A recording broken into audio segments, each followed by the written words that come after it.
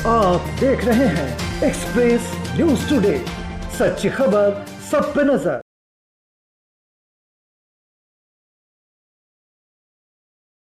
आगामी बिहार विधानसभा चुनाव को लेकर बेगूसराय में 7 विधानसभा क्षेत्रों के लिए अलग अलग पार्टियों के नेता एवं कार्यकर्ता अपने अपने उम्मीदवारी की दावेदारी को लेकर अपने भाग्य को आजमाना शुरू कर दिए हैं।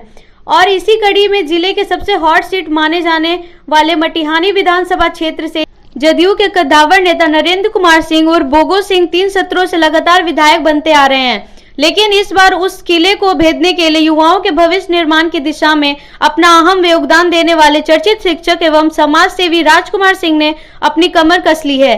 इस दौरान उन्होंने एक्सप्रेस न्यूज टुडे संवाददाता अवधेश कुमार से क्या कुछ कहा और किस संकल्प के साथ वे मैदान में उतरने के लिए बेताब है। पेश है एक खास रिपोर्ट।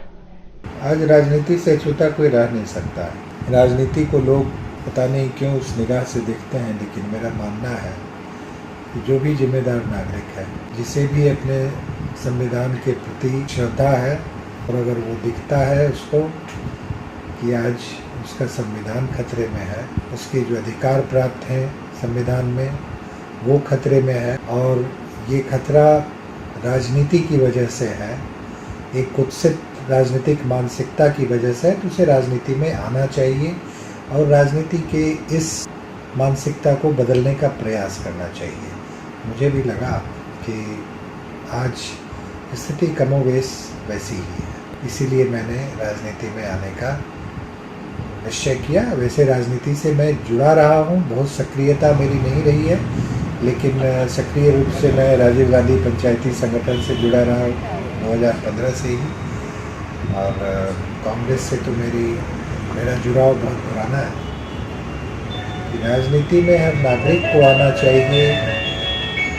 आज समाज की स्थिति को बदलने के लिए राजनीतिक जो परिवेश है, जिसमें आप देख रहे हैं कि राजनीति में आज किन लोगों का बोलबाला है, कैसे कैसे लोग राजनीति में आ रहे हैं, जिनकी वजह से आज आपकी स्वतंत्रता खतरे में है, आपका संविधान खतरे में है।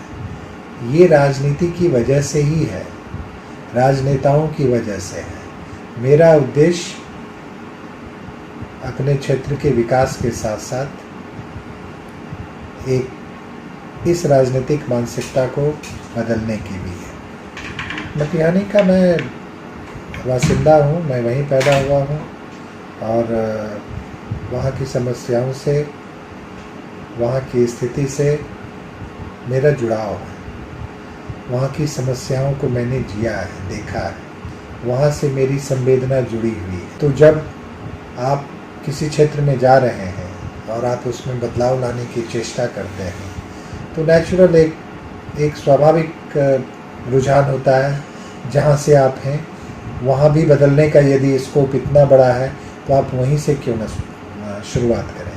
तो मटिहानी से एक नेचुरल लगाव है, स्वाभाविक है, इसलिए मटिहानी को चुना मैंने। मैं तो एक संकल्प लेके जा रहा हूँ वहाँ पे, और मटिहानी में कई 3 सत्रों से एक ही विधायक है। यदि मटिहानी का समुचित विकास हुआ होता या विकास की कहीं आशा की किरण भी दिखाई दी होती तो मटिहानी की जनता आज निराश नहीं होती। मटिहानी की जनता अब निराश है, उनमें हताशा व्याप्त हो गई है, क्योंकि विकास के प्रति रुझान हर एक में है। आज युवा काफ़ी जागरूक हो चुका है और युवा की वजह से उसके परिवार के लोग भी जागरूक हो चुके हैं। उन्हें अब विकास चाहिए और विकास दिखना चाहिए धरातल पर। ये विकास हुआ नहीं विगत 15 वर्षों में, और नहीं हुआ है तो जनता का मांग है बदलाव का, और इसीलिए मैं बदलने का प्रयास करूँगा, चेष्टा करूँगा कि इसमें बदलाव आए। मैं भरोसा दिलाना चाहूँगा कि यदि मुझे का आशीर्वाद प्राप्त होता है, पहली बात तो है कि अगर पार्टी मुझे प्रत्याशी का चयन करती है, जिस पार्टी से मैं प्रयास कर रहा हूँ चुनाव लड़ने के लिए, तो मैं जनता के बीच वो संकल्प लेके जाऊंगा, उनकी उम्मीदों पर खड़ा उतरूंगा। मैं कोई चुनावी वायदे करने वाला इंसान नहीं हूँ। मैं तो एक संकल्प लेके जाऊंगा। एक मेरे पास विकास का एक विस्तृत एक लिस्ट होगा जिस पे मैं काम करूंगा।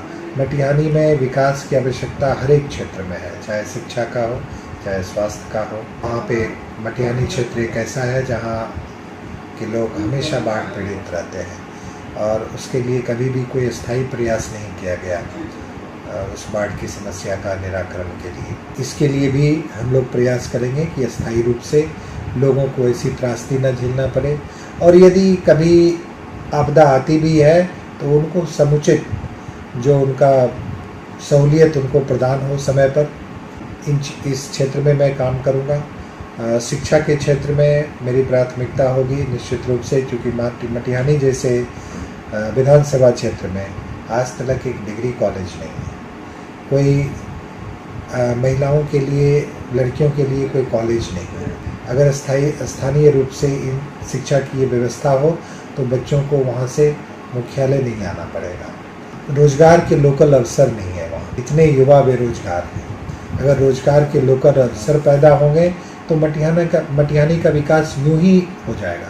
जहाँ रोजगार के अवसर पैदा होते हैं वहाँ विकास निश्चित रूप से होता है। इन क्षेत्रों में मैं काम करूँगा।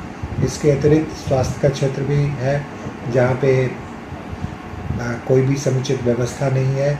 एक रेफरल हॉस्पिटल है मटिहानी में जहाँ पे भी सारी व्यवस्थाएं नहीं है। एक रेफरल हॉस्पिटल मनियप्पा में है जिसके लिए ज़मीन हम ही लोगों ने, हमारे परिवार ने ही उस ज़मीन को सरकार को दिया था रेफरल हॉस्पिटल बनाने के लिए। उसमें आज तक एक बिल्डिंग बना हुआ है, उसमें किसी प्रकार की कोई व्यवस्था नहीं है। तो स्वास्थ्य के क्षेत्र में भी बहुत कुछ करने की आवश्यकता है। इंफ्रास्ट्रक्चर के क्षेत्र में बहुत ज़रूरत है। सड़कें नहीं है वहाँ पर। आज तक मटिहानी आप चले जाएंगे, ऐसे ऐसे भी गांव हैं जिनका मुख्य सड़क से कनेक्शन नहीं है। बाढ़ के दिनों में तो वो पूरी तरह से अलग हो जाते हैं, आबादी से कट जाते हैं, बाकी के आवाम से कट जाते हैं, तो काफ़ी परेशानी होती है। तो इन सारी चीज़ों का निराकरण होगा, चूँकि ये इन सारी समस्याओं से मैं खुद रूबरू हुआ हूँ क्योंकि मैं उस क्षेत्र का हूँ।